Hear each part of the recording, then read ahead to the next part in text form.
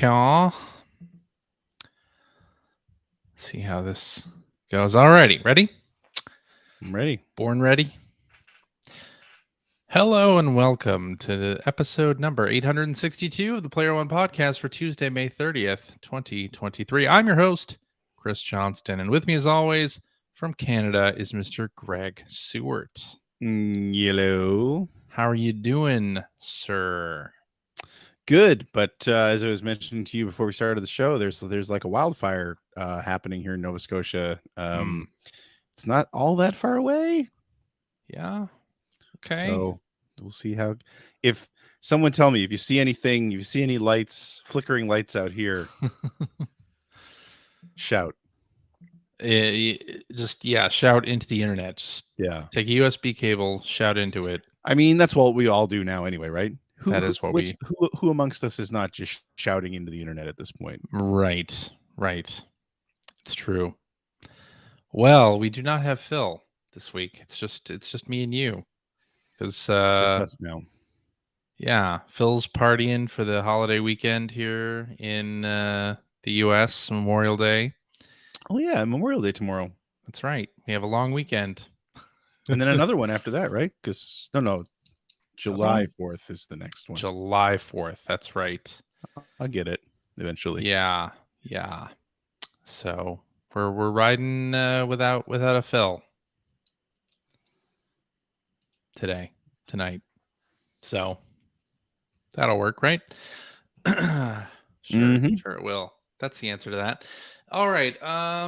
Should we talk about some video game stuff? Because there kind of a lot happened last week, but it's kind of what we do in the span of like a 70-minute presentation, really. Which I said I wasn't going to watch, and then I ended up watching. I know. I thought it was funny. Last week you said, I don't even watch these things. I just wait until somebody tells me I need to watch a trailer. And then who pops on Discord and is watching the Sony showcase? It's Greg. Yeah.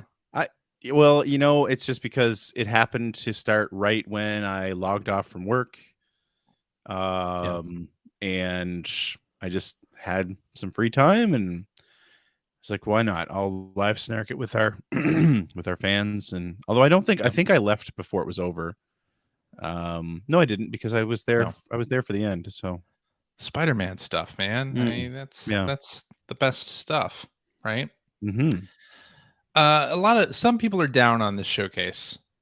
I heard a lot of people being down on this showcase.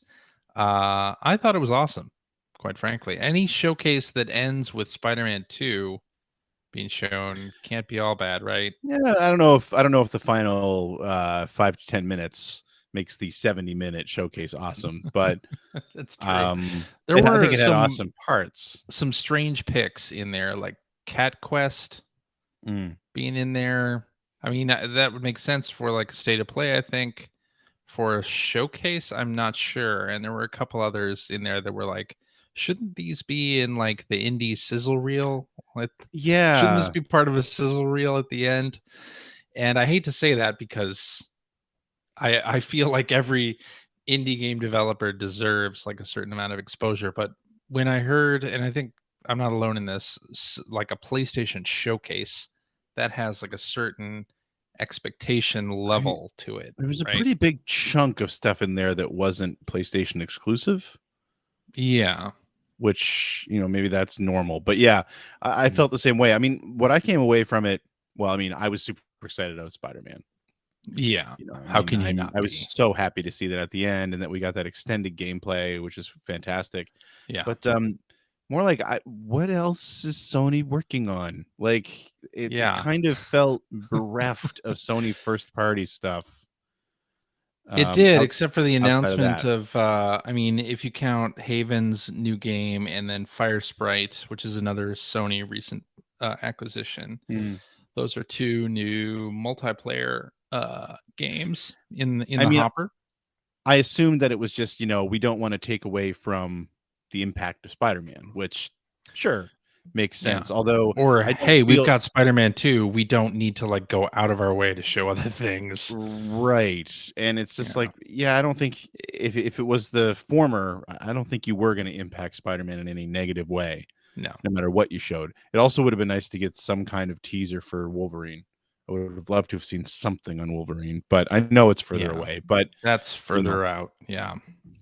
But yeah. But I mean, yeah, there was some decent stuff in there for sure. There was stuff that I will probably never play, but there were some interesting looking games in there. Yeah. Let's talk about the opening with Jade Raymond's studio's new game, Fair Games.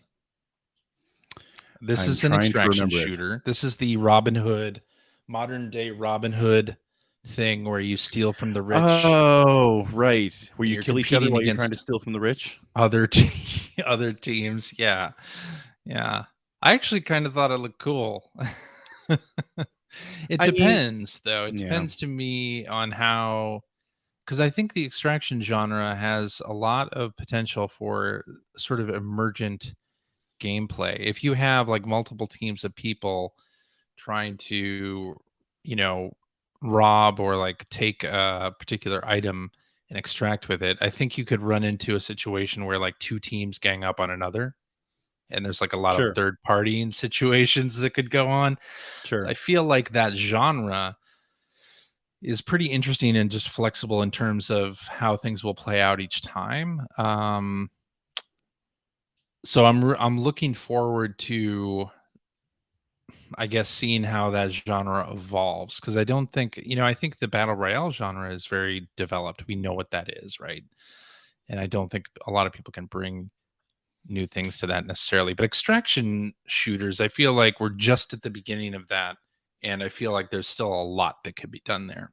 So what's is extraction a game? You keep using that word. Extraction shooter is the genre. Okay, can you explain like a battle royale? Like an extraction shooter is multiple teams or multiple individuals are dropped into an environment. They have a goal of retrieving items and then leaving, extracting an item, extracting with it. Oh, now I understand. So yeah, I feel like we're just kind of at the beginning of that genre's ascension, I suppose. And you have games like Hyenas from Sega that look very similar to this. But I thought Fair Games looked like it could be cool. It's a CGI trailer, so who really knows? But but it could be interesting. I'm not gonna write it off like so many other people have already. I'll tell you, the premise of it felt like it was hitting a little close to home. It felt like it was 10 or 15 years in our future. Right. Or is it even that far in the future? I don't know. I don't know. I feel like I'm a little more positive on some of these multiplayer games than a lot of people. Although you play multiplayer games. What? You play them. I play them. Like I'm not a few times necessarily positive or negative on them. I'm just sort of indifferent because I just know it's not something I'll ever play. Yeah, but I feel like a game like Apex Legends, where they announced it and it was immediately out, it didn't give people time to like question whether Electronic Arts and Respawn should really be doing this. Shouldn't they be working on a Titanfall game, et cetera, et cetera? Right. Because it was out. You couldn't really like comment on it for months and months and months. And I think games like Fair Games and Hyenas, like you just have too much time for people to get in their own head that these are somehow bad games or that live service games are bad, which is just a prevailing sort of opinion, I think. You kind of, with these games, you need to let the gameplay speak for itself. And if you're only doing a CGI trailer, you're not letting that happen. And it doesn't do anybody any favors. When does this come out? I don't think it had a date. So it's a while away then. Yeah, let me look. No, it's okay. It's fine. I don't know exactly. But at some point it will be released. That's the important part. All right. And let's talk about Spider-Man 2. Looked awesome. I thought that was the other really, really interesting. I thought it looked great. Yeah, no, I love I'll be honest. Like when I said Wolverine, when it first started, I thought maybe we were seeing Wolverine, and then it's like, oh wait, that's Craven. So okay, probably Spider-Man 2. I mean, I'm a huge, and who isn't, I guess, but I'm a huge fan of like sort of the Venom arc, like the black suit and the symbiote and all that. I mean, I'm not a big comic book nerd. My understanding of that whole arc has everything to do with like the 1990s Spider-Man cartoon show. Yeah. And then, you know, sort of what I gleaned from other things, and of course Maximum Carnage and you know, the Sam Raimi Spider-Man 3 for what it was worth. I thought it was terribly handled in Spider-Man 3. Because it was like, to me, that the whole arc there, it needs space to breathe in like a 90-minute or 120-minute movie is not really where you do that whole thing. So I'm excited to see how it's handled being stretched out over. I assume Venom will be in the game eventually. Yeah. So going on that assumption, I'm excited to see how it's handled over like a 20+ hour gaming experience. Mm-hmm. I love that Miles Morales is back and he's clearly playable. I'm interested to see if that's something that you can choose to do, or if it's something that's like prescribed, like you're playing as either Peter or Miles at very specific points. Like obviously in what was shown there, it seemed like it was prescribed for the action sequence. But I mean, when you get into the, you know, the overall exploration of Manhattan and stuff like that, and New York City, I'm hoping you get to choose to play as either one or the other. I'm assuming you will. I would assume. I loved that Peter seemed like kind of a dick while he was wearing the symbiote, which makes sense. And Miles's like concern over that, like that sets up a really, I think, going to be a really interesting story arc in general. Yeah. So yeah, I mean, I loved everything I saw about it. I was super pumped for the whole thing. Me too. I was like, I don't really need to see a whole lot of this. Like, it went on longer than I expected. I'm gonna buy it and I'm gonna enjoy it, and I don't need to see a ton of it. I didn't notice anything particularly new, although I'm sure there are new things. It feels like, I mean, with the symbiote, Peter's definitely got different abilities than he had previously. And I think that further separates him from Miles, which is nice. For sure. Because Miles, they did that pretty well with the Miles Morales game anyway. Yeah. But now I think they'll feel even more different. Yeah. I assume. And we're going into a larger map as well. It's not just Manhattan, right? Oh, I didn't realize that. Went into Queens. Is Queens not on the island? I don't know. Yeah, I think it is. I don't know anything about New York City. Are we going to New Jersey? We're going to Jersey, right? I hope we're going to New Jersey, yeah. Nobody hopes they're going to New Jersey. Nobody? Oh. Nobody. Not even people who live there. I guess that's true. Yeah, but really looking forward to that game. I guess it's coming out in the fall, and the rumor is September, so. Oh, really? Okay. I thought it would be closer to Christmas. Kal-El in the chat. Queens is across the river from Manhattan. Oh, so there you go. Bigger map. Now, apparently CJ knew that. Apparently I did. Could have fooled me. But I'm not going to say anything more about New York, because I don't really know anything more than Manhattan. I've never been anywhere else but Manhattan, unless you count the airports. So, which one? All right, LaGuardia, JFK, LaGuardia, or JFK, either one. All right. And by the way, no date for Fair Games. Yeah, you already said that. Yeah, I just confirmed it though. Confirmed it. All right, Metal Gear Solid. Let's talk about Metal Gear Solid Delta. That trailer was so funny. A remake of Metal Gear Solid 3, and it's allegedly more than just a remake. There are going to be new elements, which is why it's not just called Metal Gear Solid 3. They're going to really lean into the survival stuff. Maybe. I never played Metal Gear. I'm going to be honest. don't have any love for Metal Gear Solid 3. Hmm. I know a lot of people loved it, and it's apparently really good, but like, and I really didn't play it that much when it came out. I only sort of dove into it years later, and I was just like, I don't like this. Mm-hmm. So, I mean, great that they're doing a remake. I'm more excited about the idea of the Master Collection. Yes, which they More excited about announced 1 and kind of 2. as a Volume 1, Metal Gear Yeah, Solid Master Collection Volume 1, yeah. I'd love to see including a decent first game, collection second that game, starts third game. to encapsulate like the PSP game, like the portable games and everything like that, and even the old MSX games. Which the Although you MSX think they'd be games pre-volume 1. are on this. Oh, are they? Yeah, Oh, right on. 1 Okay. and 2. Yes, I really hope Snake's Revenge is a hidden game. that'd be I fun. don't really, but it would be funny.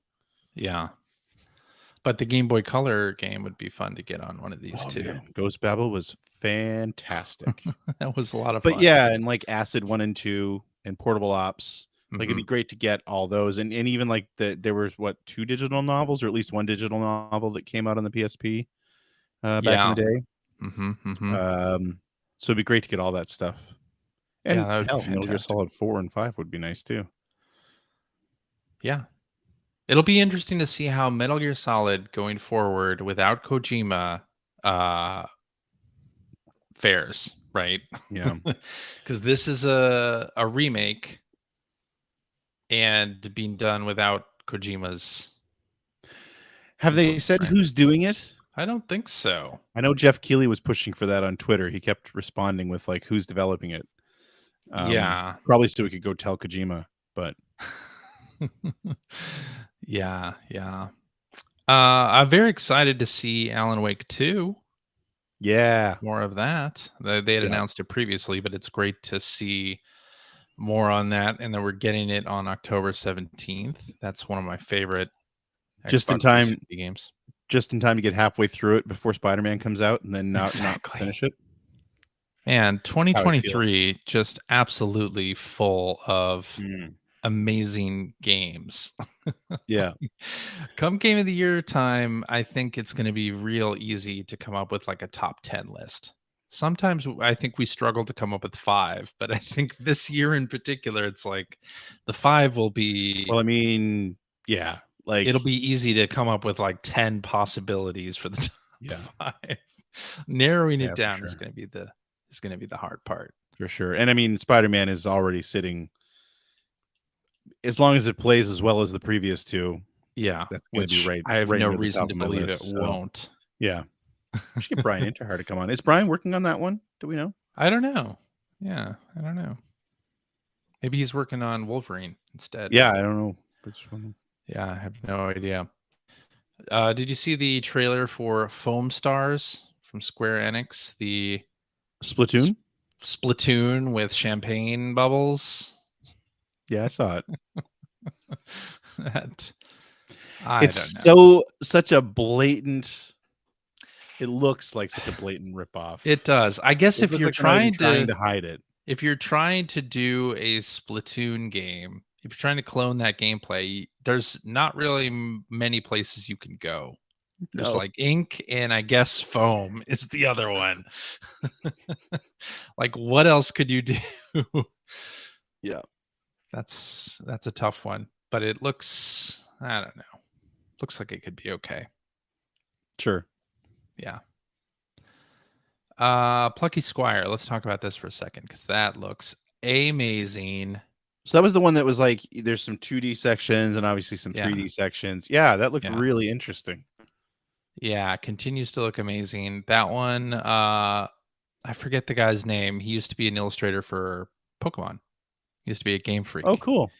And he did character illustrations and character design for the Pokemon games. And he left, and his new company is the one behind Plucky Squire. So I think the art style looks amazing. I think I'm super excited to play this one. Yeah. I'm down. Yeah, I had no idea.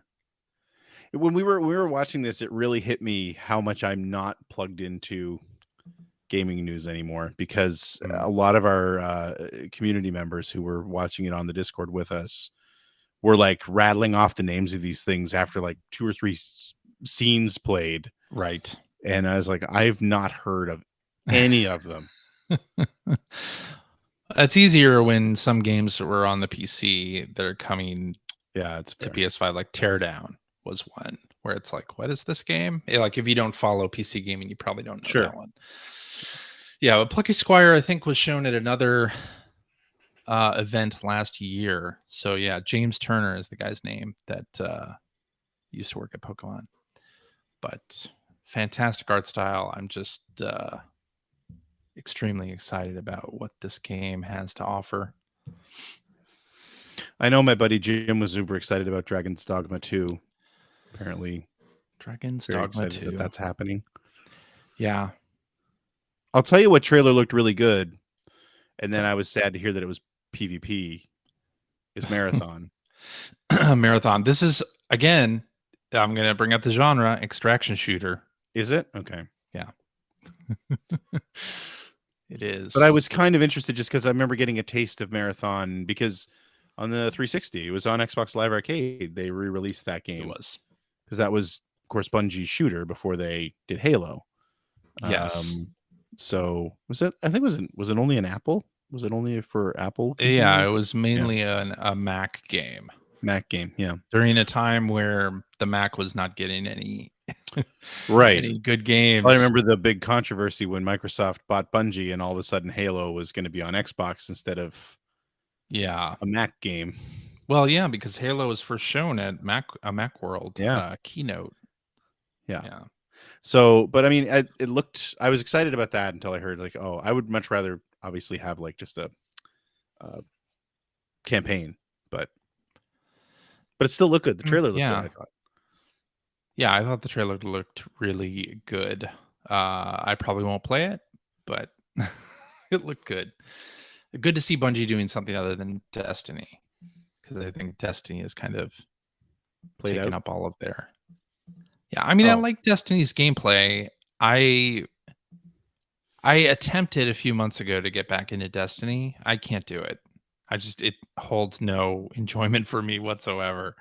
I know some people really like the 5-hour raids or whatever. Like I can't do that. It just feels to me like bullet sponge gameplay. Like that's part of it. You just, avoid getting hit while putting as many bullets into these bosses as you possibly can, and that's the game. And it just does not hold any appeal to me personally. I know a lot of people love it, but I cannot do it. Yeah. I was excited to see Beat Saber, which is out now. Beat Saber 2 is out. It's also, if you had it on PSVR 1, you get a free upgrade. Really? PSVR 2 version, yeah. Ooh. I didn't know that. I'm going to go download that after the show. It was good that they did that, because if you had bought a lot of DLC for the first game, you want that to be brought forward. So it was just... Which it's so sad, right? Because we've talked about how the PSVR 2 seemed a little less exciting because we were getting so many things that already existed on previous platforms. And here I am being super excited that I can get Beat Saber again, which I have for the Oculus and which I have for PSVR 1. And, it's like, yeah, but it is so good. It's a fun game. Yeah. Yeah. Yeah. They had a couple of other things for PSVR 2, but they didn't have the important thing. And that's, they didn't show a new Astrobot, and that was very disappointing. Yeah. I was hoping there would be a big first party something for PSVR 2. They were coming out of that recent announcement they had where they revealed PSVR 2 had sold 600,000 units in the first 3 months of availability, which is kind of like a trying to dispel the Bloomberg reports that had said that it sold half that. And that it wasn't selling well. So I was hopeful that, okay, yes, you've set the record straight on the sales. Now you've said that this presentation is going to focus on PS5 and PSVR 2 games, and there was only like maybe a 5-minute segment on PSVR 2 stuff. Yeah. And none of it was really like, it wasn't with the polish that first party games normally get. I know a lot of people are saying, oh, wouldn't it be great if they got Half-Life Alyx? But I feel like that's another thing, like you were saying with Beat Saber. It's just another game you have on another platform.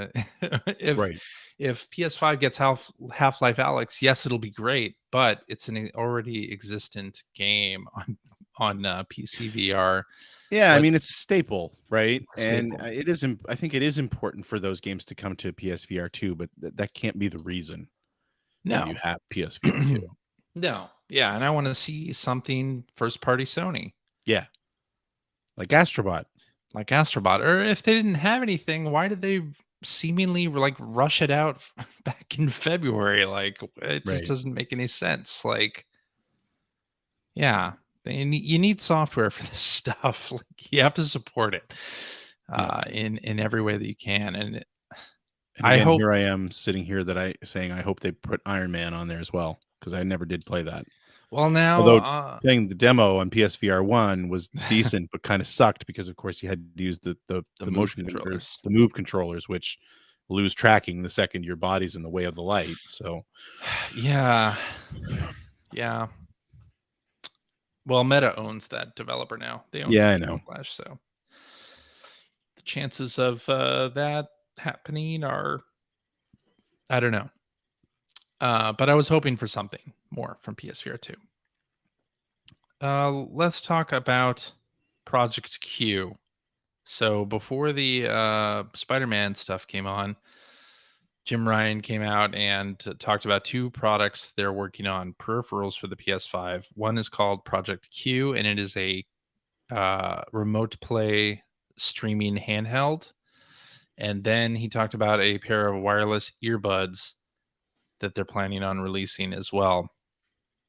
So, of course, I've seen plenty of online discourse about Project Q. Everybody seems to hate it. Which, yeah, but you were in the same situation with that, the Logitech. Yeah, absolutely. Thing, which I mean, the people who weren't interested weren't wrong, but it's just I think something like this appeals to a very specific consumer, i.e., you. It does, yeah. And the people for whom it does not appeal, they love to go on the internet and bash it. Bitch about it, yeah. Well, that's what the internet's for. That's what the internet does. Yes. Holding on. Continuing to Sorry, just dispensing drugs to my children. Yes. Excellent work. She can do it herself. She's almost 11. We're good. Exactly. But I'm excited about it. It's basically a DualSense controller with an 8-inch tablet. Yeah, like a DualSense controller broken in half and an 8-inch tablet stuck in between, duct taped together. And I mean, I saw the image on Twitter. Somebody made it look like the Ultra Hand had put it together with the little green goo. That's pretty good. Around it. And yeah, that is pretty good. I mean, it does look like that. But I mean, one of the complaints I have about the Switch even is that it's just not ergonomically great. God, no. Like, the Joy-Con are not the perfect way. I mean, I have big hands, so I need I need a better. Don't even hedge. I mean, it's not that they're not great. They suck. Ergonomically, they suck. They do. Like, they're not ergonomic in the least. And it's a choice. It was a design choice. Yeah. You know, no one could ever with a straight face say that these were made to be comfortable. They're not. They're made to fit the form factor of an extended tablet, which they do perfectly. Yeah, they do. So, you know, I mean, but they are what they are. They are what they are. Yeah. I prefer using Joy-Con that are more like a standard controller. Yeah. I have a pair of Binbach Joy-Con that I like a whole lot. Right. And then the Logitech G Cloud has, an ergonomic control setup too. The Steam Deck as well. Like, I think it's sort of Yeah. proven out Steam that you Deck is can do very that. comfortable. Ever since I bought that Hori split pad, I play my Switch portably way more than I did in the last 6 years. Yes. You Yeah, know? because the split pad is fantastic. Mhm. But yeah, I mean, I don't think it looks as bad as some people think it looks. I mean, it's a dual sense.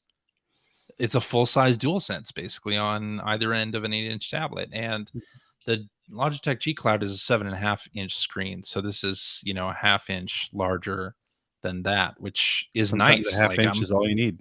I'm I'm excited about the larger possibility of a larger screen, and I do use the G Cloud primarily for PlayStation 5 remote play. That's my primary use of that device.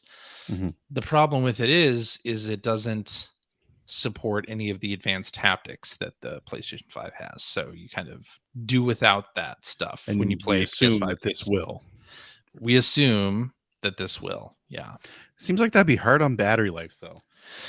Yeah, so the rumors are that this thing only lasts 3 to 4 hours, where the G Cloud can go 12 hours Hmm. on one Okay. charge. That's definitely an issue. It's kind of a kick in the teeth. I guess it depends on how you're using it. Yeah, and I mean, Right. this primarily it's a Wi-Fi based handheld, and it is made to use in your house. It's not Right. something that you're going to like take This is on your the off-screen train. solution when your family's watching TV and you want to play Yeah, your PlayStation or this vice is the off versa. TV play option. Yeah, Right. this is the gamepad without the Wii U. Right. Right, or it's a Yeah. better version of the Wii U gamepad. Yeah. And I think it'll be priced, it's I saw a lot of people saying, "I'm not buying it. If it's over $100, I'm not buying it." It's like, Right. $100, like, even a DualSense It's controller gonna is be over scratching $100. $100. Yeah. Like, That's crazy. plus you have an 8-inch tablet, depending on what operating system is on there and what you can do with it, it's not gonna be anywhere near $100. Like, if you're No. talking about advanced haptics, yeah, no, it's not gonna be that. I would probably peg it somewhere around where the G Cloud is, which the Logitech G Cloud, the MSRP is $350, but they are regularly discounting it for less than that. So it's most places you can get it for 300, and like I got mine with a coupon for 250, and I thought that was a perfect price for it. 250 definitely sounds doable. But yeah, I mean, you're gonna be paying a premium. It's a Sony device You on are top of everything else. absolutely, absolutely. You're going to be paying a premium for this. Whether that's Plus, worth your while or not is up to you. But to be honest, like with video games, I would much prefer the build quality of a device to be at a certain level. Like, I really would prefer not to have things cut corners so that the experience suffers.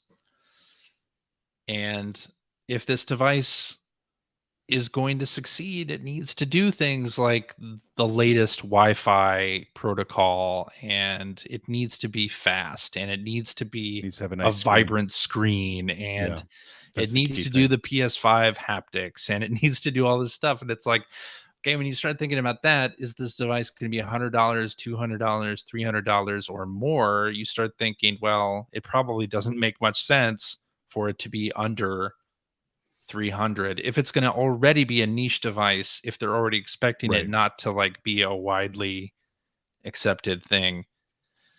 Let's Mhm. get people into the idea of off TV play, because I think a lot of people don't realize how convenient and awesome off TV play can be.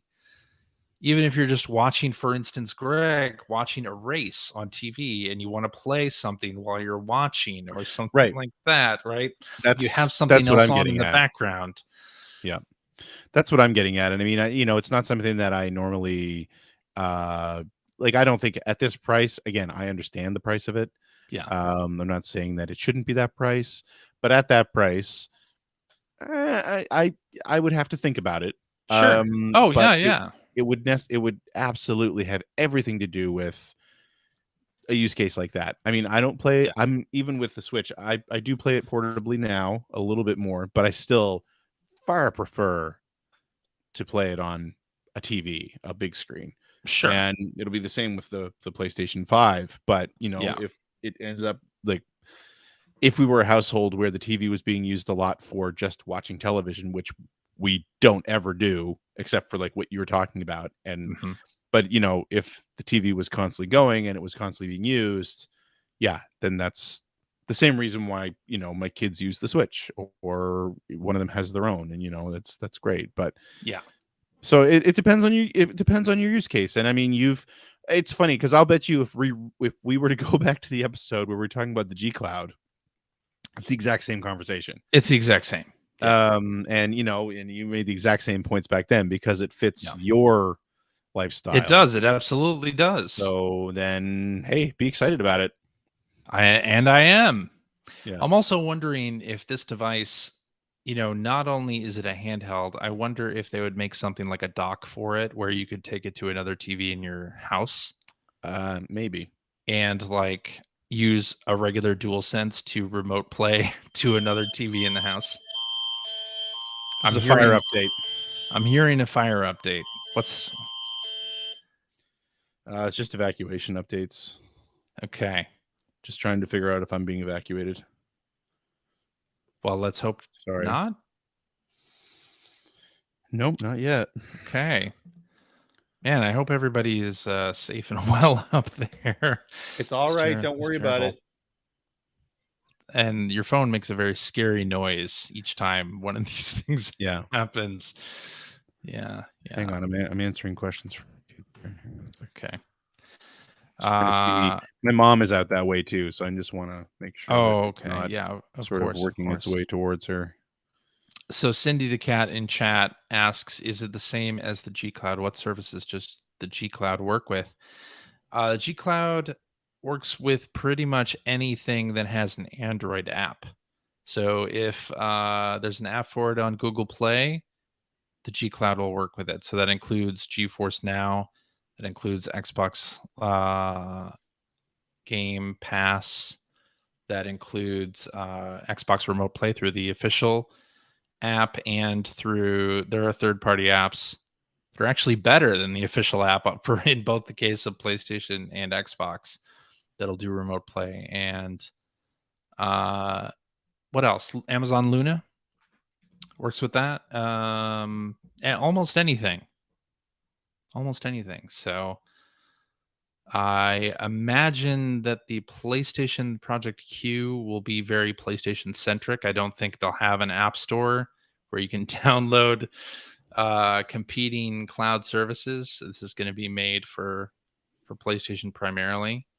Yeah, and the G Cloud actually does not work with the official PlayStation Remote Play app, because the official app for some reason does not recognize the G Cloud's controls as a controller. It'll work with the touchscreen as the controller, which is pointless, and why would you want to do that? So yes. But anyway, that's the Project Q. Very excited about it. The rumor is that it's coming out in November, so I guess we'll see what happens with that. And then the wireless earbuds, that sounds cool too. I think I find wireless earbuds, though, there's just enough lag on those things that I find them really disorienting. Generally. There can be. Yeah, there can be. It depends. Like if the Project Q and these wireless earbuds are using like the same sort of like no lag protocol or something like that, if there's some reason why these are better than any other wireless solution, then great. These could be good for something like PSVR 2 also. Right. But we don't know. We didn't really hear too many details about either thing. They showed them off and then didn't really update us on the details. So we'll see. Right. And yeah, that's pretty much the news. Lego did show off a Lego Pac-Man little thing that comes out, I think June 1st. It wasn't a little thing. It was a Not Lego little thing. Pac-Man Lego arcade machine. Pac-Man mini, stand-up arcade machine, and I'm very excited about this. Yeah, me too. It's pricey. It's $270. But I may have to pull the trigger on this one. Yeah, me too. I'm definitely planning on doing that. Although I have to pay for my daughter's driving lessons. Wait, driving lessons? Yeah. Are you teaching her how to drive at all? Or have you been? No, because I mean, you know, if they go to like accredited courses, then you get it's good for the insurance discounts and stuff. Oh, really? Oh, okay, so, that's nice. Yeah. So you're not teaching her yourself? Have you no, done I'm any? Not, no, I mean, ride-alongs or anything like that? I said we might do that, but today was kind of the last chance to do that before she actually starts her course. So, okay. You know, she doesn't actually have a license or learner's permit or anything yet. So, yeah. Okay. All right. Yeah. Well, cool. Should we get into what you've been playing? I mean, we do it every week. Why should this week be any different? I agree, Greg. I'll kick us off because I've been playing a couple of things. So last week we got the Super Mario Advance 1, 2, and 3 on NSO for Game Boy Advance. And so I loaded up Super Mario Advance because I love Super Mario Brothers 2. That is no secret. And I had not actually played Super Mario Advance in quite a few years. Probably around 20. It might have been. I think we were covering the Game Boy Advance when we were still in Chicago. I know. Ugh. It's a long time ago. But I didn't realize that it opens differently than Super Mario Brothers 2. I'd forgotten like the big vegetables and some of the other like oddities that it introduces. It is a little bit different, and of course, it has a lot of voice samples. Too many. I remember that being just kind of like, oh, I kind of wish they'd shut up a little bit. But too many voice samples, yeah. But it's still a great game. I love that mechanic in as part of the Mario universe. But yeah, so I played that for a little bit, hoping they come back to that mechanic at some point. Then I also played some Walkabout Mini Golf. We were talking about PSVR 2, and I purchased Walkabout Mini Golf, one of my favorite games on the Quest. I purchased the PSVR 2 version. They have a package where you can get all of the DLC courses that they have released for Walkabout Mini Golf in one go, and it was on discount as well. So I picked that up and started playing. That game is just fantastic. It's just, you can play it with only one of the VR Sense controllers. You don't need both of them. Nice. On. That's a nice touch. It is a nice touch. You can do that on Quest too. You don't have to play it with both controllers, but it just feels so good in VR to like play mini golf. I mean, it feels like if you don't know VR, maybe you won't understand this, but just the ball physics and like there's something satisfying about that's clearly our title. Ball physics. Satisfying ball physics. Satisfying ball physics. Yeah, that's what it is all about. But yeah, like you can take the club and it doesn't matter like the elevation, like it'll keep the putter right at ground level. So you can like whatever dip the club in and out. Like it doesn't matter the height of it or anything. Right. It'll always stay level, which is nice. So you don't have to worry about missing the ball or anything like that. And they have a lot of secrets hidden. There's like hidden balls around each stage that you go and collect. So juvenile. To unlock special balls. Yeah. But it's a fun game, and I really do enjoy it. I need to play more of that. I wonder if the online play is cross-platform because you can play online with people, and I really need to just break out the PSVR 2 a little bit more. I haven't used I it would in like to quite a try that. while. I got my prescription lenses for the PSVR Oh, yeah? 2. Yeah, and I bought them from Real Optics, Mhm. and they're really nice, except they seem to have added weight to the front of the Oh. PSVR 2, and also they kind of pinch my nose, and I'm a little bit upset about that part.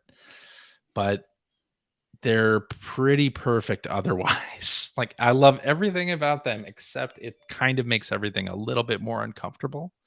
Because PSVR 2, I find to be anyway very comfortable to wear Oh, yeah.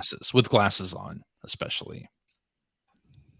Yeah. But I just find that, because I've got my, progressives, I don't wear my glasses in it because they don't work. yeah. Progressive Well, yeah, lenses they don't don't work. work very well. Like you have to the sweet spot for VR if you have progressive lenses is very like you have to get it exactly right. Perfect. Yeah. And Yeah. where mine are more about, I mean, I need them for everything, but, like, more about, focusing on anything up close, I find actually without my glasses, Yeah. everything's pretty in focus anyway Okay. because of yeah, because of the distance, so I'm gonna stick with that for now. Okay. Okay. These are nice though. I mean, my Quest 2 uses What a um, bunch of old men sitting here talking about progressive lenses in VR. prescription lenses that just snap on to the existing, and the Real Mm. Optics ones that I got, they have a magnetic base that goes around the lens in PSVR, and then you put the actual prescription lens over that, and it snaps with magnets into place. Oh, so the base stays there when you take them out. You can take them out, That yeah. must be where all the weight's coming from. I think that's where all the weight's coming from is the magnetic Hmm. part of this, yeah. So, but Well, think I'm gonna hold off then because I had them bookmarked because you'd said you'd ordered them and I was waiting for you to get them and see yeah. what you said, and now it's like, maybe I'll not do that. There are a couple other companies that do it. I'm wondering. I need to read some more uh, reviews of some of those to see if the added Yeah, weight and nose pinch is prevalent on others. right. But yeah, and then I purchased Catan on the PS5 because, of course, I did. Yeah, so this is that was interesting to see on your list. I'm Yeah. curious what led to that. Well, listeners of this podcast will know that when the Xbox 360 was around and the Xbox 360 version of Catan came out on XBLA, I was absolutely addicted to that game. I played hundreds of hours of Catan on Xbox 360. So when a new version of Catan comes out in video game form, I inevitably buy it, and I am inevitably disappointed that it isn't as good or better than the Xbox 360 So, version. have you ever bought like the physical board game? No, I Because you have don't have anyone to never play with. bought or played the physical board game. Okay. No. See, it's interesting because like what you're talking about, I remember when the 360 first came out and we first started seeing these board Yeah, game Carcassonne. versions hitting arcade. Yeah, Um, yeah, because Carcassonne was there and Ticket to Ride, which is like one of my that's right. favorite board games because of that, because of it being on Xbox 360. And there Yeah. was this sort of this great moment where it's like I love having these board games with live arcade support or Xbox Live support, Yeah. and I got to discover some of them, and it grew into me and a couple of friends, Mike being one of them, doing board game nights every week, Yeah. like, and discovering a bunch of different new board games. That and Will Wheaton's YouTube show for a while there, his tabletop show. Mm. So yeah, it's like I it was a trend. I was so sad to see that trend kind of die off. Me too. But now you're Although saying that you're disappointed with Catan anyway. there are a couple companies kind of keeping things going. And there's a fair amount on Steam. There are a fair amount on Steam. That's true. And this same company that puts out Catan on game systems has done a couple of versions of Catan anyway on Steam. And prior to this, I had owned the Switch version of Catan, same publisher, and the Switch version is actually really good. You can play against the computer, and it has online play. Although online play may have been turned off recently for this game, but the PS5 version I think is a bit of a step back in terms of user interface. I don't know if you remember the 360 game, but very vaguely. There were some quality of life things in that really helped. Like trading in Catan can be a bit much depending on the interface. And on the 360 version, if somebody proposed a trade, it was very easy to counter, and you could like keep their offer up and just change it. In the PS5 game, if you're countering their offer, it takes away what their offer was. So you have to remember, like when you hit the counter button, you have to kind of remember, like, okay, what were they offering me? Like, yeah. So it kind of sucks for that. And then the graphics are very detailed, which I appreciate, but also it sort of hurts readability on the user interface because there is a mechanic in Catan where you place the robber. If you roll a 7, the robber moves. And it's a little bit hard to see the robber sometimes. Like, it's not as easy as I would like it. I would like a cleaner look. So they do this 3D thing with the board where each space looks like an environment that would have brick, and it's a forest for the wood space, and there's a meadow for the sheep, and fields of wheat for the wheat, right? And but in this, it's all like topographically different and like looks very detailed, and that almost hurts the readability of everything. So and one of the other quality of life things that I really liked in the 360 game was that it showed how many of certain cards were out there just in play in the game in play. This does not do that. You have to have been paying attention. So there are a couple of things where it's like I liked some of those quality of life upgrades in the 360 game, and no version of Catan has duplicated it in the like 15 years since that game came out. Nobody has done it better than that, unfortunately. But hey, this was only $15, so I don't right. I'm not that broken up about it. And then I played a bunch of Humanity. Never heard of it. Which is a game, of course, I was involved in the production of it and worked for the publisher. And we started doing this thing where we stream user-made stages every day for an hour. Since are you gutsy enough to stream them without checking them first? Because I really think you should. Yes, without checking them first. That is exactly right. We go through the list, and we're mainly doing ones that people share with us on Discord. So just to, with the community that we have, like show us playing through their stage, I think is a nice little thing, because you create a stage and you put it out there, but you're not sure, like, is anybody playing it? Are the people who played it doing the solution that I thought they would, or are they cheesing it, etc.? So we thought it'd be a fun idea to stream it every day. Since we have to check those user stages anyway, why don't we just hop on stream and play them? So we're doing that daily, and that's been really fun. And there's some really unique stages in Humanity. Like, somebody made a Hitman level in Humanity using the follow command. So you play as a Shiba Inu, and in mechanic in the game, you use this follow idea, which is sort of Pikmin like, where you bark and the humans just follow you directly. You don't have to lay commands down for them.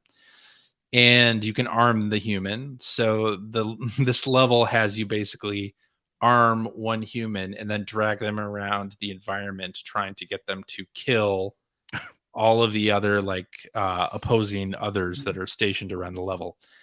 Okay. And it's really unique and really fun.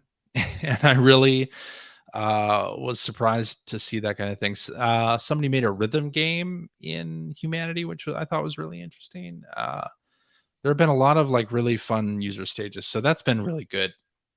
And then I spent about 3.5, 4 hours on Friday night making a level that was sort of based on a mechanic that another user had used that I played like earlier in the week, and was like, oh wow, this is a really unique like combination of things. Like I bet you could make a really fun level using this. So I did that on Friday.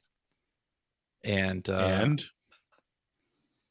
I think it's a hard level. It's not too hard because I know some people have solved it. It is called Take the L. And I came up with the title first. I thought it would be fun to make a stage where you are moving an L piece from Tetris to a goal. So take the L is like, yeah, you're moving the L into position to get to the goal. And so, yeah, I thought of the title first and then made the level around that idea. And the thought of it is that you can't actually touch the L block directly. You have to use proxy movable blocks to move it into place. Okay. And it turned out really fun, I think. I spent 3.5, 4 hours on it, so I hope it turned out okay. But yeah, I think I tweeted the stage idea if anybody wants to check it out. But I'm having so much fun with that game. And it's interesting, like you work on a game like Humanity I've been working on it for 2 years now and playing the campaign stages, and it has a stage creator part of it. So when the game came out, like the most excited I was about that was to play all of the stages that users were coming up with. And that's still the case. Like I'm loading up the game almost every day to see what kinds of stages are uploaded, and just getting excited about that because it's like all these new mechanics and level design thoughts are coming in from the people who are playing it, and it's just super fun to see. It is pretty neat. Yeah, I can imagine, especially where you're so ensconced in that for so long.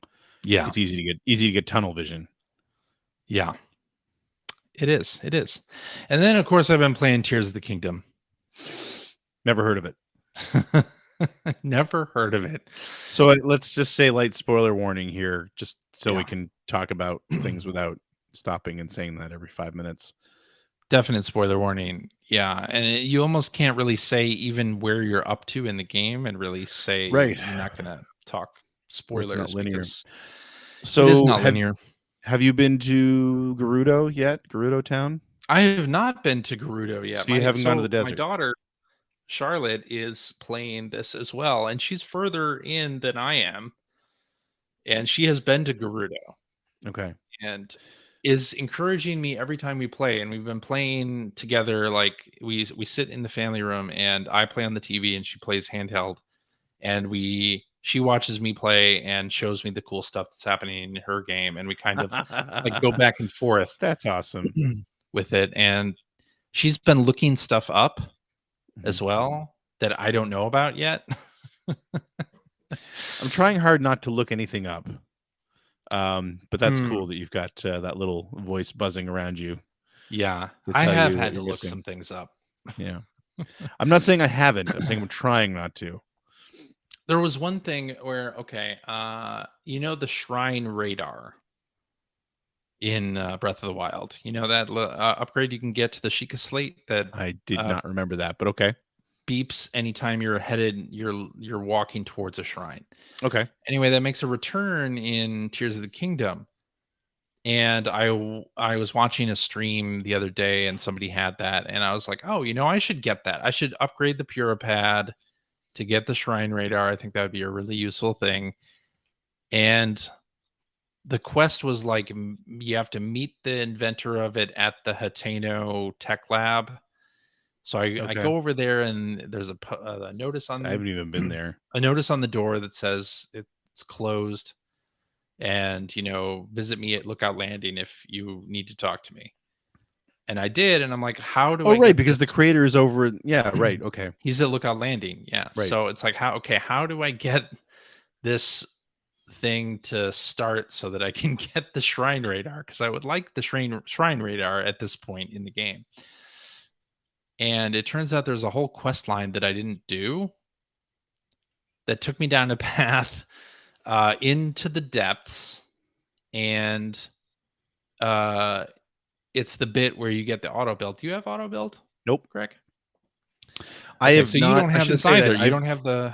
I've been to the pure depths pad. twice, but the only real thing I've done down there is when you first go it, like if you follow sort of the path to first go into it. Yeah. With what's his name there with the goggles, Robbie goggles. Yeah, that's the only real thing I've done in the depths. That's about all I had done in the depths also. But so I looked it up online, like, okay, how do I get the shrine radar? And it said, well, first you have to do this quest, and if you haven't done that, then it won't let you get it. So I was like, all right, I won't read any further on this webpage to see like what I'm spoiling for myself. I'll just do this. I'll start this quest line and go through it. So I did that, and it involved going down into the depths, the ones that are right outside Lookout Landing, and then following the statues that sort of point in a direction. Mm-hmm. And there's a line of these statues going around the depths, and they lead to something there that will then unlock auto build. Okay. For you, that's the sort of last ability that you get as you're playing. You know, you bring up the with the left bumper, you bring up the thing that has all the icons. Then I think that's the only ability I don't have. Yeah, and that was the case with that me wheel too. is full. Yeah. So after 35 hours of playing this game, I finally went and did that, and got auto build in the process. So I had ended up I mean, I'll talk about Gerudo Town a little bit more in a minute, but so I'd done that sort of opening part of the depths, and then I hadn't really done anything else. But then when I finished Gerudo and I'd raised, so there's a sand shroud over the desert, and that's sort of the whole quest line in Gerudo Town, as to which your daughter probably told you. You know, she didn't, because I told her, no, please don't spoil. Oh, I'm sorry. Anyway, that's okay. That's a light spoiler, but I mean, you'll know that's what you're gonna do because you get to the desert and the first thing is everybody tells you, "Oh, this is sand shroud." So, and you lift that. So then I'm standing there on top of Gerudo Town, and I happen to look over, and I remember there was a geoglyph on the northern mountains that I'd gone past because I didn't quite understand. Like, I'd met Impa and learned about the geoglyphs and did the first dragon tier when you meet her, but I had it in my head that you were supposed to find her to go really high up over a geoglyph and look for the spot that you needed to find the dragon tier, which is not true. No. So once I kind of realized that was the case, I was like, well, you know, that geoglyph's right there, so I should just go over and do that. Which it was way further away than I expected, and the mountain was way higher than I expected when I got there. But anyway, ended up doing that dragon tier, and then also was realizing, like, I haven't been in the depths at all since that first time, and just it's very close. I don't know if it's south or southeast of that dragon tier location. There's a giant crater it's huge. You'll know exactly what I'm talking about when you get to the tower in that part of the map, because it really dominates the map. Chasm. So I'm like, well, I'm going to go down that. Clearly that's important. So I'm going to go in there. So I went in completely unprepared and ended up, I think, so it was a lake. I landed in a lake and I had to swim out, and I had tons of those bulbs. I only had 2 arrows. Oops. So, well, you can throw those. Well, yeah, I didn't realize that at the time. And so, but what I realized, like I shot 1 arrow, and there was like a whole building section there, and I was picking up Poes, which I don't know if you've come across yet, but there's little spirits. That's the first time I saw them, and there were these little lizards that kept crawling out of the water and attacking me. And so anyway, I could tell, I could kind of tell I was on like a plateau or something. So actually no, I couldn't tell that, but it was just like supremely dark. But I could see a fire in the distance. So I'm like, well, I'm gonna fire another bulb.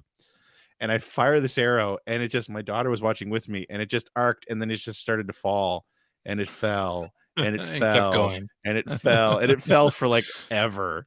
I could still see it, but it was like, okay, so and then I realized that was my last arrow. And I'm like, I don't want to be here anymore. I'm gonna get out of here. So, and then the one that I'd shot previously, I didn't realize that they run out after a while.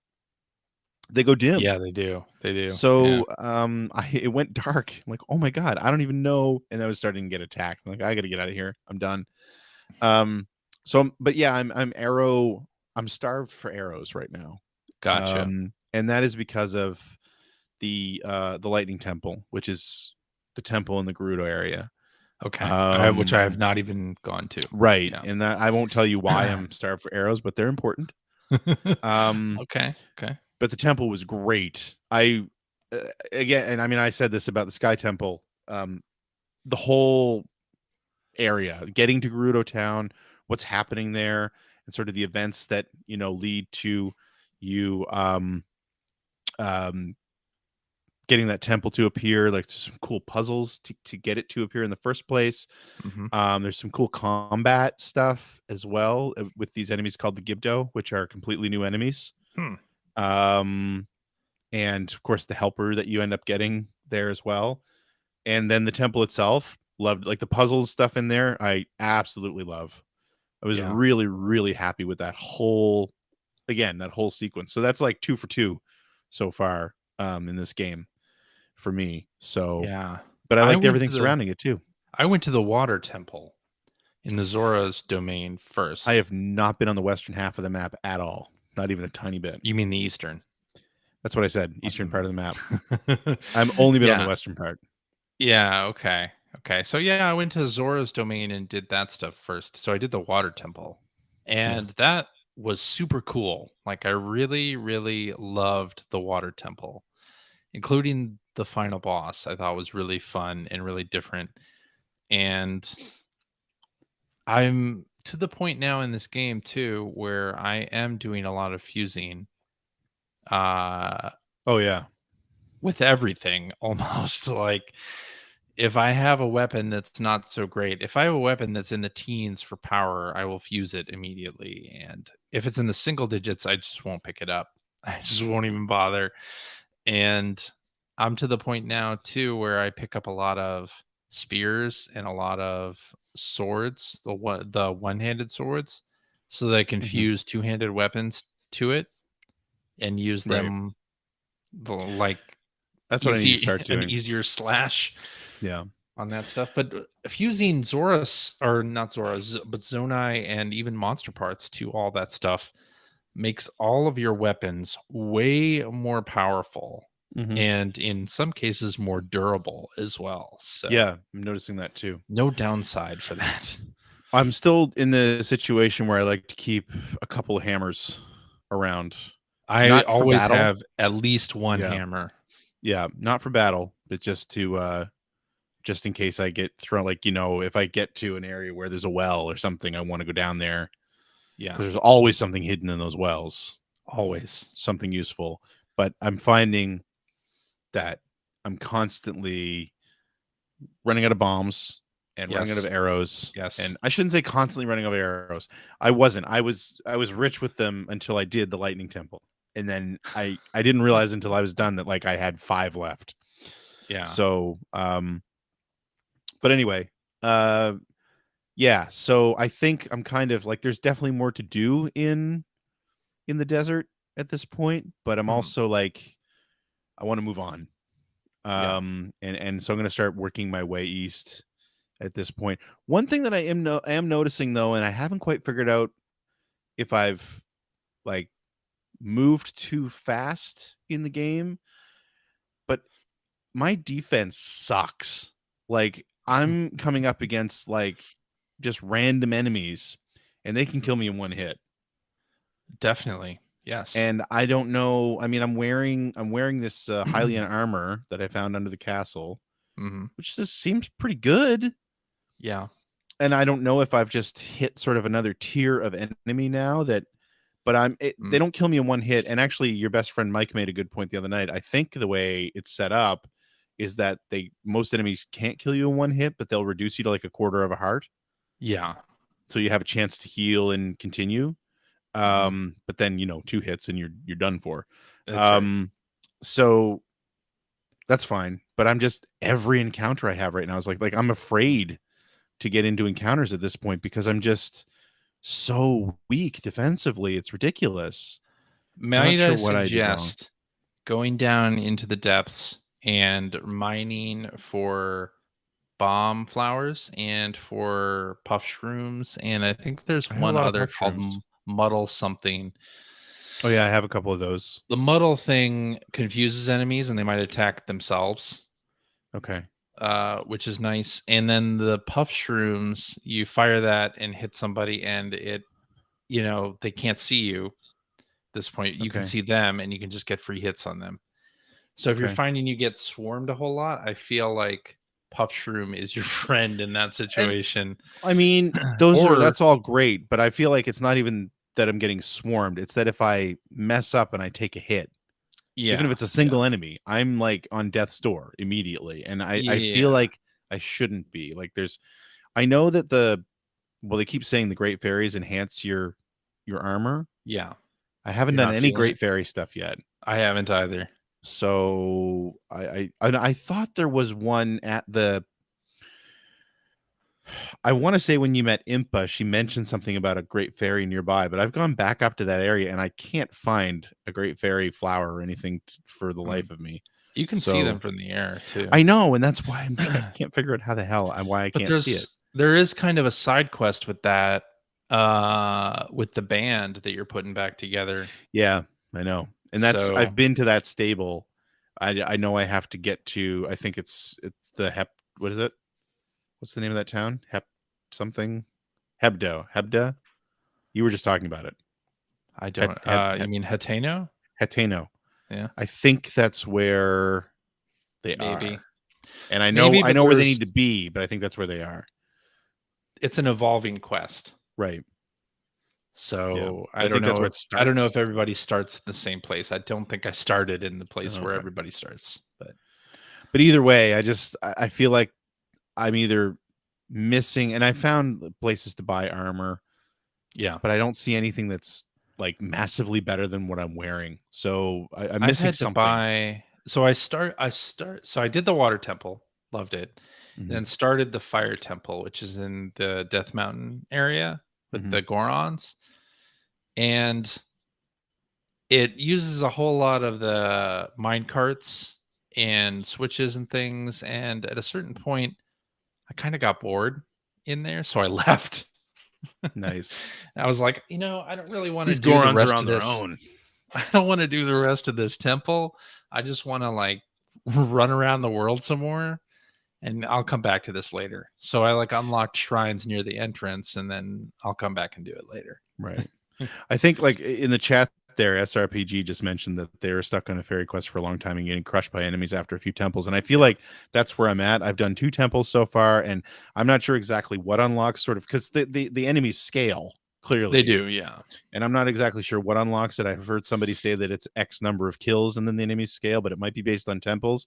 But whatever I've done, I've accomplished something that scaled the enemies to the point that I'm really not prepared to fight them. I feel like this game, you really have to attach items to the shields too. I do, but I'm not.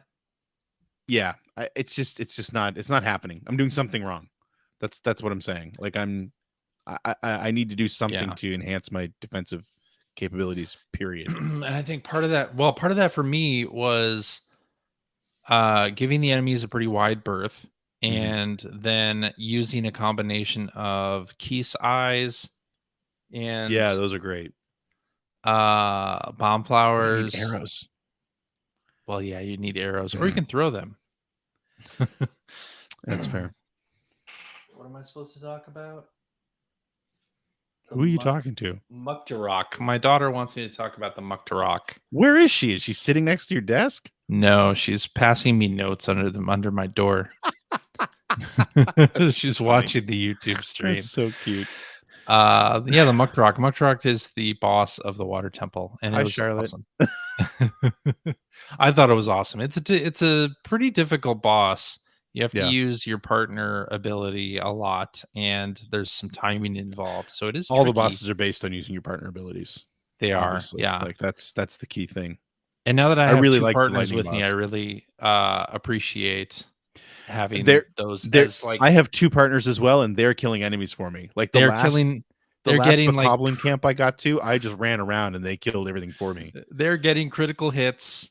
Yeah. Really nicely, especially on likes that then I can hit from the ground, and it's all good. Yeah. But I've been doing a lot of shrines recently too. Like today, I decided, okay, well, Fire Temple, I'm done with that. Let's do some shrines. So I had been going around the map. And each time I ran into a shrine, I would unlock it as a fast travel. That's always point. what I do, yeah. But then I would skip out on actually doing the puzzle at that point, Jesus, just because I wanted to do more world traversal. So today I went through and did like, I don't know how many shrines in a row, like 10, and then upgraded my stamina wheel. So I have now an extra full wheel. So which is nice. One of the other things too, because I was talking to our mutual best friend Mike last night about this when we had dinner, and he was talking about Mike's a much more analytical thinker than I am, and he was saying what he did. I think it's the great truffles or giant truffles or whatever they're called, but they'll actually give you extra life. They'll add yellow hearts to your life bar. Yeah, yep. And he found a good harvesting spot for them. Oh, okay. Which he just put a pin on his map, and basically I think he goes back there like every other day and just harvests a ton of them. I should do that too. And cook. Yeah, and so should I. And it's the same thing like with the bomb flowers. I know there's got to be a spot in the world that, and I just need to use fast travel. It's the depths. Yeah, that's fair. But you know what I mean? Like that's what he's been doing. He's been putting pins down on his map so that he knows where to get back to this stuff, and then he just goes and harvests everything. And I think I just need to add that to sort of my routine. And at the very least in that way, because I think the dish he was talking about creating was always fills your life full, and then adds like 4 extra yellow hearts or something like that. Oh, nice. Okay. So I need to do more of that for sure. And there are recipes in all the stables, right? Yeah.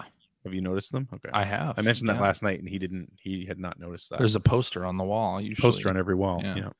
Well, on the wall of every stable. Yeah. Anyway, still loving it.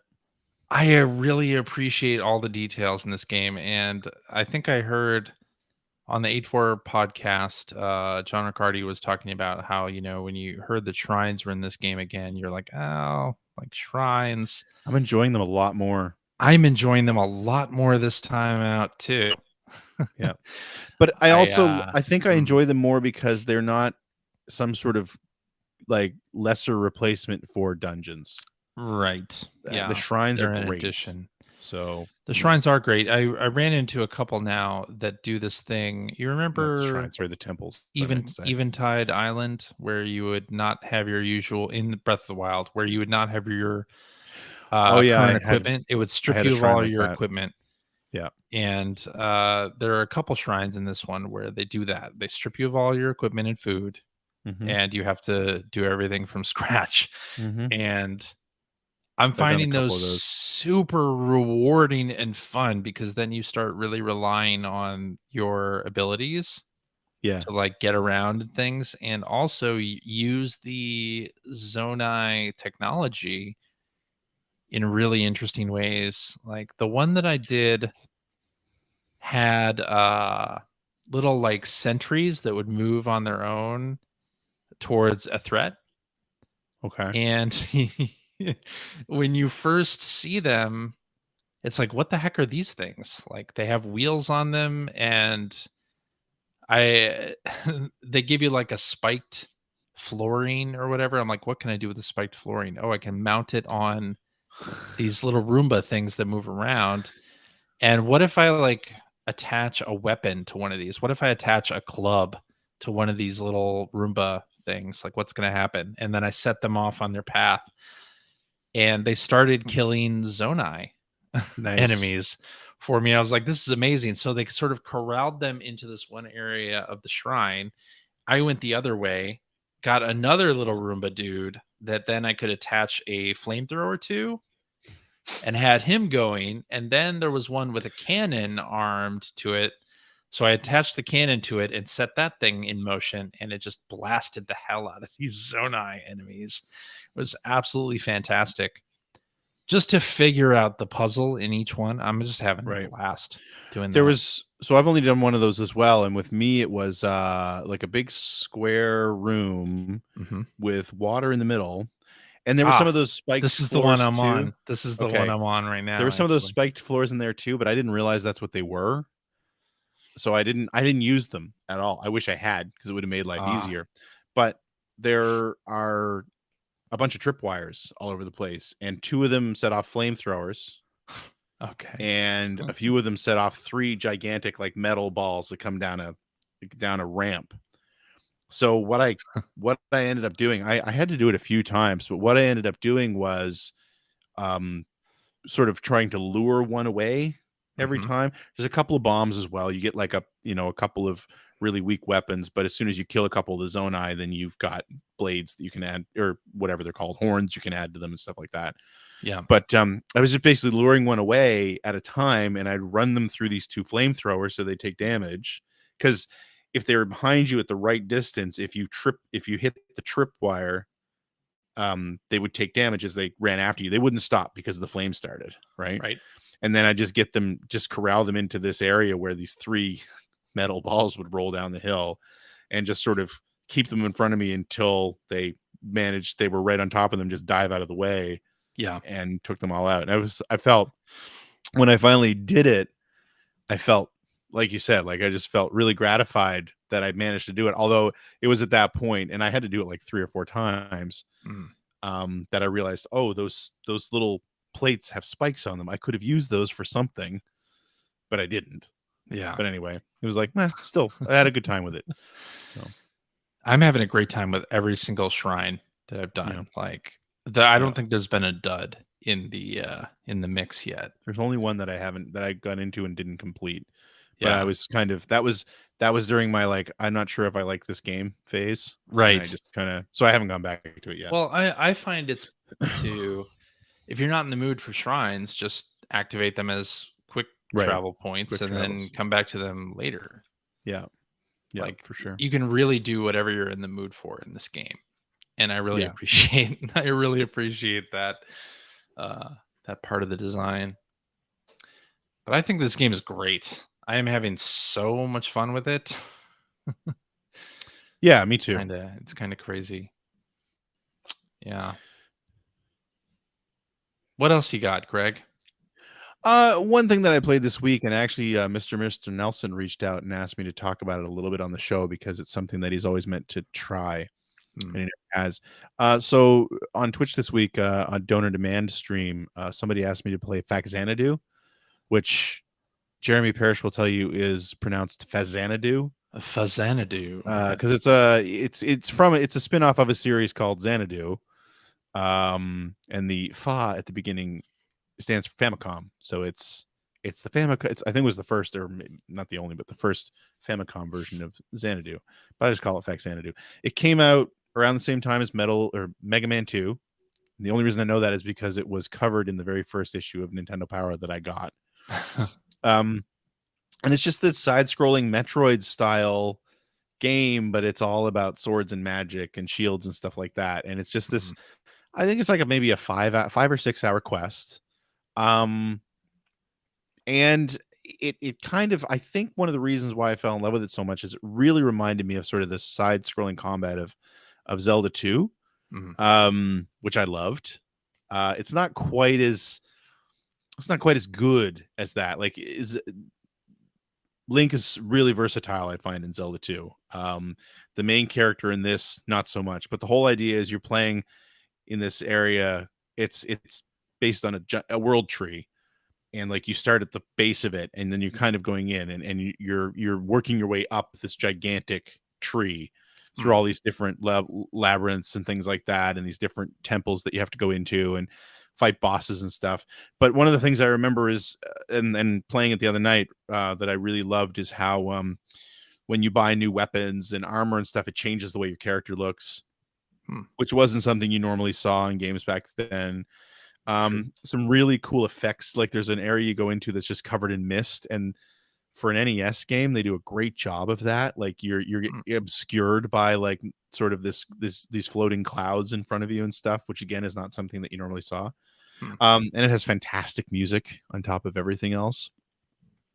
So I just wanted to throw out there that, and I had played this. I went into a save file from probably a year ago. I didn't realize pretty much right at the end of the game. So on Thursday night, I was in the save file from like a year ago, and managed to figure out what was going on pretty quickly. It can be a little bit brutal, but once you understand sort of the systems involved and like what enemies always give either coins or bread. So once you figure out which enemies give you bread, which is health, like, you farm a little bit so you can build your health up at various points in the game. But overall, yeah, it's just like I said, it's sort of like a Metroid style adventure game, but 5 hours long. I absolutely adore it. It was on that top 100 video I did years ago. But I would recommend playing it only on a system where you can use save states. Not because you should necessarily cheese your way through, although some bosses might get you into that mindset, which is fine. But it doesn't have battery backup. It's all done using ridiculously long passwords that are just gobbledygook. So yeah, like that kind of sucks. But that's how it was. But yeah, I remember I bought this game. It has a great cover too. I bought this game because of that Mega Man 2 issue of Nintendo Power. I thought it just looked so cool just from the coverage they gave it that I bought it without renting it or anything one year and just adore it. And I still do. It really holds up. It's a really, really good adventure game that if you haven't tried it, like Mr. Nelson, I highly recommend. But play it on something that you can save state, like emulate it, because you're going to want to be able to save wherever you want. So, yeah. Anyway, I just want to throw that out there because he had asked me to talk about it a little bit on the show. Interesting. I never played this game either. I wonder if it will make its way to Nintendo Switch Online at some point. I doubt it. I feel like it's kind of a forgotten. Yeah, but forgotten games can make it to Nintendo Switch Online. That's true. Who published that here? Yeah, it's a Nintendo published Nintendo game. published it. Yeah. Yeah, but it's developed by Hudson. It's a Hudson game. That's it. Yeah, well, I mean, it is a Hudson Soft game then. So possibly. So Konami and it's the Dragon Slayer series, which I think was called Xanadu somewhere else. But either way, yeah, really, really, really good stuff. Cool. And I love the graphics too. The whole thing is just, it's a joy to play. Nice. Yep. That's it. That's all I got. Good deal. All right. Well, I guess that means it's time for, let me load up my soundboard here while I'm just delaying the inevitable. Oh, wow. Don't tell me I don't have. You'd think you would have been ready for this. The thing. For tweets?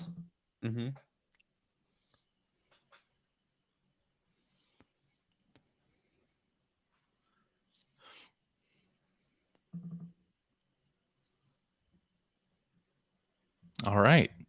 Thank you, Phil, for popping in just to do that bit. That was very nice. Did you hear that? I did not hear that at all. Did not hear that. Okay. No. Well, I played it, but nobody heard it. Yeah, I'm sure I didn't even record it. But hey, it was there, kind of. All right, so let's do this tweet from hacker alias Mudron, who says, I find myself watching Twitch streamers and YouTubers more than actual TV shows these days. Are there any particular Twitch or YouTubers you tend to keep tabs on? Yeah, I on You have a Twitch. lot, right? Yeah, on Twitch I follow Ben Rivers and Scoop Joey and Alpha Tryon. Are three that I watch, and they're all part of my Twitch audience as well. But those are the three that I'll. Oh, and G to the next level, who's awesome. He's a great guy. So highly recommend that stuff on YouTube. Yeah, I have a ton. Big fan of GameSack, a big fan of My Life in Gaming, big fan of Classic Gaming Quarterly. It's Chris Alimo, who we've had on this show previously. Those ones are the ones that really pop to mind. I mean, you know, and there's like No Clip, which is fantastic. Jeremy Parrish does great stuff. His series are fantastic as well. And I'm sure there's a whole lot more that I'm not thinking of, but those ones are the ones that come to mind immediately. Oh, actually, for YouTube, one other one that I definitely want to mention, because I don't think he gets nearly enough, or two of them, actually, now that I'm thinking of it, that don't get nearly enough traffic that deserve it. One is Atari Archive, which is Kevin Bunch, who does great cron gaming content for the Atari 2600, which is a system that's not covered that extensively on YouTube, I find. And he does like tons of research. I always learn something watching those. And A Question of Character, which are these short little, like, I think they're 5 minutes or less videos. I think he puts about one a week or one every 2 weeks, where he just focuses on a single character from an old video game, but it's like, it's all comedy. It's not, you know, and it's supremely well done. I always get a laugh out of it watching those, and they're really, like I said, they're very bite-sized. So I would absolutely go check those ones out. Question of Character and Atari Archive. I see. That's all I got off the top of my head. Well, that's a lot. Yeah. Actually. So yeah, since I've been subscribed to Twitch Turbo, which I highly recommend, although they're raising the price of it in the next couple months. And that lets me watch Twitch without ads, which I think is perfect for somebody like me. A lot of people who complaining about those ads. I like to bounce around to watch different games. And if you bounce around like I do, you end up watching a lot of the same ad over and over and over and over again, because each time you go to a new channel, it plays the ad right away, pretty much. So, and there's usually a lot of them. There's usually a lot of them. Yeah. But yeah, I watch a lot of different folks, mostly Sea of Thieves. Shocker, I'm sure. I like Boxy Fresh and Beardageddon are the two Sea of Thieves streamers I watch the most. But I've also been watching Blurbs. He also does Sea of Thieves, but he does some extraction shooters as well. Oh God. Including Deceive Incorporated, which Deceive Inc. is one of the games that I really enjoy. And so Blurbs plays some of that too. Who else have I been watching recently? Let's see. Been watching on the Nintendo side of things, Forrest Minish, who is Rebecca Stone from the Nintendo. I know that name. Yeah. Yeah. Which Nintendo podcast is she on? Nintendo Shack. So she's been playing Breath of the Wild, and we've had her stream. My daughter and I had her stream on while we were playing Breath of the Wild yesterday. And that's been fun. We watched her play, and then we're playing Tears of the Kingdom on our Switches. It's just a whole thing. And I watched some Fortnite people. Now Twitch actually has broken out Fortnite no build into its own category. Okay. So I watch a fair bit of that and just kind of bounce around. But then I've been watching, this weekend was the Texas Chainsaw Massacre tech test. So I've been watching some of that as well. I'll kind of focus on games, actually. Like if there's a game that came out that I really want to like watch people play first before diving into, like Texas Chainsaw Massacre or Deceive Inc., I'll watch some of that. Or if like a bigger game comes out that I'm never gonna play, like Lego 2K Drive or something, I'll watch some streams of that and have fun through their experience with the game. But yeah, there's a couple. And then of course I watch some Tetris Effect streams and Humanity streams. I've been watching a lot of Humanity streams in the morning in different languages, because in our morning Pacific time, Eastern Europe is awake and streaming. Yep. So I'll watch streams of Humanity in French or Italian or German. It's always entertaining to watch that stuff. So yeah. Let's see what else we got. We have one other message here from Hoity, who says, how much racing did Greg watch today? All of it. F1, Indy, NASCAR, all of the above. Well, the NASCAR race got delayed till tomorrow. Oh, okay. But I watched the Indy 500, the Monaco Grand Prix. All of it. All the racing. All of it. Can you believe it? Did you listen to that Player One podcast that's Drive to Survive? No, I have not. Racing related. No. They keep showing up in my searches for P1 podcast because they kind of took our name. How dare they? Fun. How dare they? Like all others, though, I bet they will fade out before too long. I mean, how could they not? Yeah, exactly. All right, I think that's it. I think that's the show. That's it. I don't know Phil's lines. Well, you're gonna have to struggle through them. All right.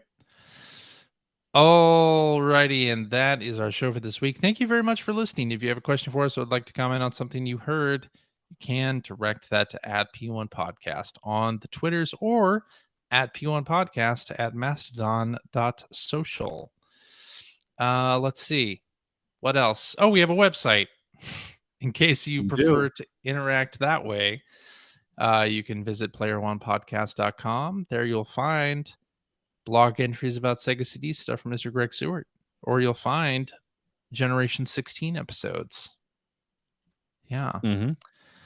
Let's see. Also, show notes and links to all the things that we talked about during this episode, and a link to our Discord server where you can discuss this episode with us and our other listeners.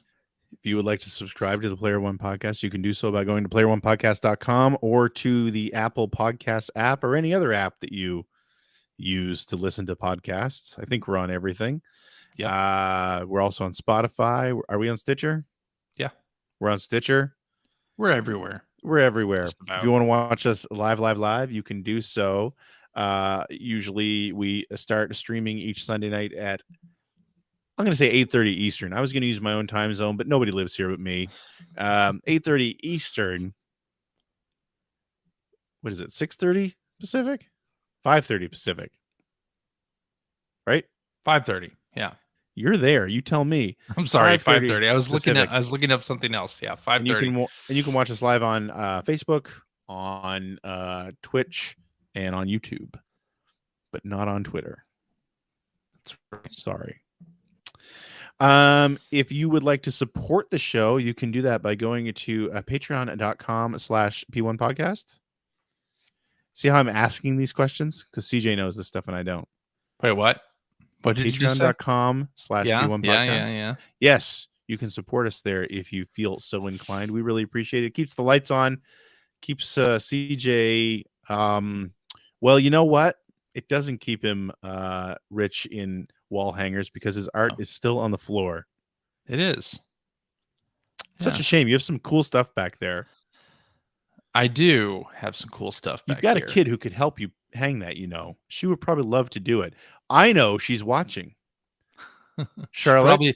She probably already turned off the stream. So, Charlotte, if you're still watching, guilt daddy into hanging that wall art up. Yeah. Help him out. It's not hard. He'll love you for it. He loves you anyway, but he'll love you even more. That's right. Yeah, but it keeps us going. Keeps the hosting, keeps the site up, all that fun stuff. Helps us pay for games to cover and other fun stuff. I think that's it. Isn't that everything he covers? Yes. All right. Then I think that's a show. CJ? Yeah. Thank you so much for hosting. Thank you, Greg, for not having your power go out and leaving me to do a solo show. Yeah, here's hoping I'll be in this house tomorrow morning. Let's hope. Yeah. And thank you, everyone watching and listening, for your continued support. We really super appreciate it. Yes, we're nothing without you. But we probably still do it anyway. Indeed. Bye, everybody. Bye.